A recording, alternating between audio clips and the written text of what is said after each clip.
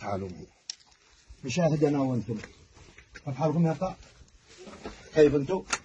تابع لي بالكاميرا. امشي معي، امشي بالأول. امشي.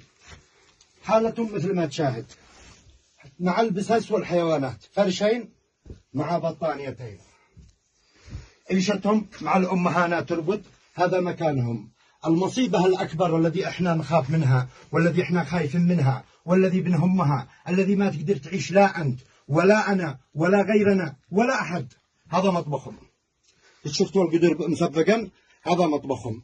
طبعا هذا دورة مياههم، يعني غرفة مع السكن مع المطبخ مرة واحدة. المفاجأة الأكبر الذي أنتم ما قد شاهدتها، أنا لأول مرة بعد عناء أن وصلنا إلى هنا أشاهد أول مرة أشياء كله.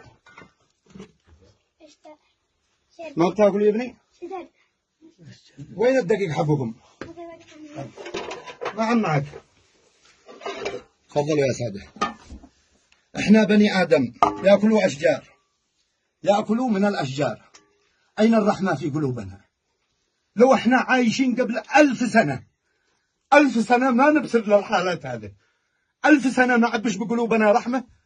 الجوالات عندنا، التلفونات عندنا، كل حاجة عندنا، الرحمة في قلوبنا، الكرامة عندنا. عايشين على فرشين وعلى التراب، يأكلوا من ورق الأشجار. هل أحد تأكل؟ الحيوانات تأكل منها. فإحنا بني آدم. إذا أنت تشاهدها الآن وترحل وتعلم أن هذه الأسرة الأيتام الذي توفي والدهم بالسرطان وترحل، فالرحمة ما هي في قلبك.